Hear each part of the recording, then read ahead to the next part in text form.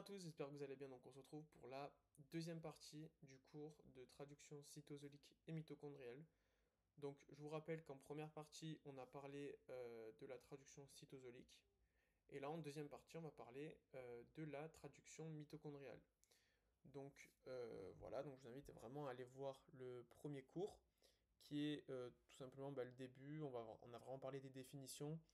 On a défini ce qu'était un ARN de transfert, etc. Là, si vous le maîtrisez pas pour ce cours-là, ça va être un peu compliqué.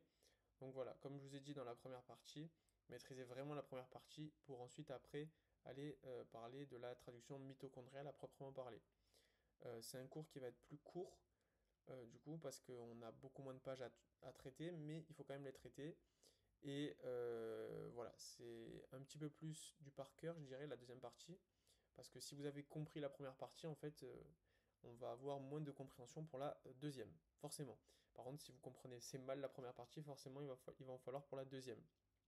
Donc, tout simplement, on va passer donc, au cours. Voilà, j'ai fait un petit saut pour les modifications post-traductionnelles qui, pour moi, n'ont pas trop d'intérêt dans ce cours. Bon, voilà, retenez simplement que les modifications post-traductionnelles, ça va être des modifications euh, sur des protéines, donc post-traductionnelles, donc on va être après la traduction, et qui vont permettre aux protéines d'acquérir une fonction.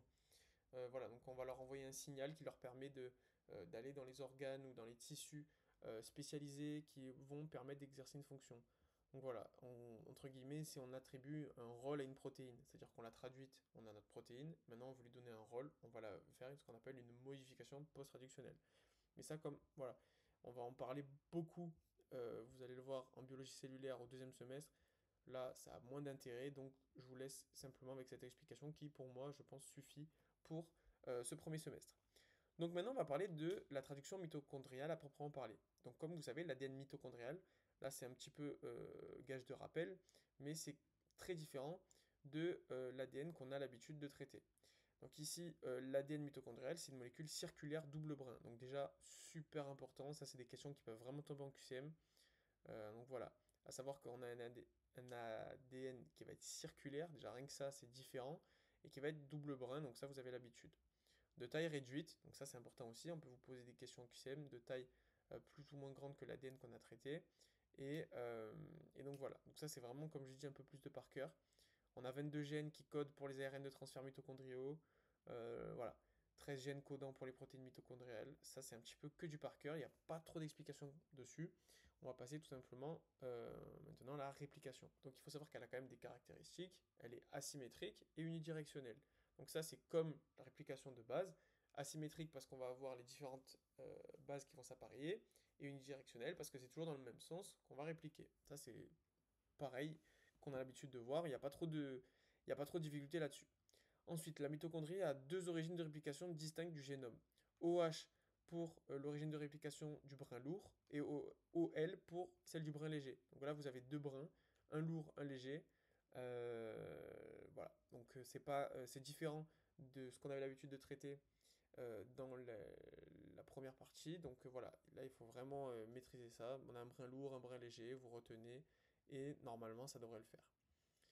La réplication débute au niveau d'une région courte, le D-loop, où un petit brin d'ADN reste hybridé, ce qui contient l'origine de réplication OH. Donc ça, voilà, pas trop d'explications là-dessus, je pense que je vais passer. Il y a pas trop de détails, comme je dis, c'est un peu de par cœur. Vraiment, cette phase, je vais vous la laisser apprendre par cœur. On a ensuite le code génétique, et là c'est super important, je vais vraiment insister là-dessus. Le code nucléaire, donc de base qu'on a l'habitude de traiter avec, comme j'ai dit, les anciens cours, est très différent de l'ADN mitochondrial et donc du code génétique mitochondrial. Euh, on a donc différents acides aminés, codons plutôt, qui vont avoir des fonctions différentes. Par exemple, le codon stop qu'on avait l'habitude d'avoir dans notre ADN nucléaire, qui est le UGA, maintenant, ça va plus être UGA. On a A, GA ou AGG. Voilà. Donc ça, c'est quelque chose qui n'est pas à prendre par cœur, je pense, mais qu'il faut comprendre. C'est-à-dire que maintenant, voilà, nous, on avait notre traduction, notre transcription qui avait des rôles spécifiques en fonction des différents codons. Ici, on est à une autre échelle. On a vraiment, en fait, on a d'autres langages, entre guillemets, mais le principe reste le même. C'est juste que les codons n'ont pas les mêmes fonctions. Voilà. pense que vous pouvez comprendre ça. L'ARN mitochondrial est produit directement par transcription de l'ADN mitochondrial. Donc ça, il n'y a pas trop de différence. Juste que dans ce cas-là, l'ARN messager ne possède pas de coiffe, pas de queue de poly-A et pas d'intron. Donc ça c'est différent parce que comme vous savez, dans l'ADN nucléaire, on a les introns et les exons. Et tout simplement, les introns, qui sont les parties qui ne sont pas utilisées dans la traduction, enfin avant la traduction, en faisant un phénomène d'épissage, euh, là voilà, on ne les a pas utilisés, ça n'existe pas, on n'a pas de coiffe, pas de queue de poly-A qui vont permettre de l'adressage. Ici, ça se fait directement.